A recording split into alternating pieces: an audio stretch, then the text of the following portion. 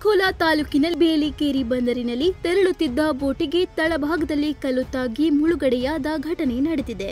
ಶ್ರೀಕಾಂತ್ ತಾಂಡೆಲ್ ಎಂಬುವವರಿಗೆ ಸೇರಿದ ದುರ್ಗಾ ಪ್ರಸಾದ್ ಹೆಸರಿನ Persian boat ಇದಾಗಿದ್ದು, ಮೀನುಗಾರಿಕೆಗೆ ತೆರಳಲು ಬೋಟ್ ಸಿದ್ಧಪಡಿಸಿ ತೆರಳುವಾಗ ಕಲ್ಲು ಹೊಡೆದು ಬೋಟ್ ಮುಳುಗಡೆಯಾಗಿ ಲಕ್ಷಾಂತರ ಮೌಲ್ಯದ ವಸ್ತುಗಳು ನಷ್ಟವಾಗಿದೆ.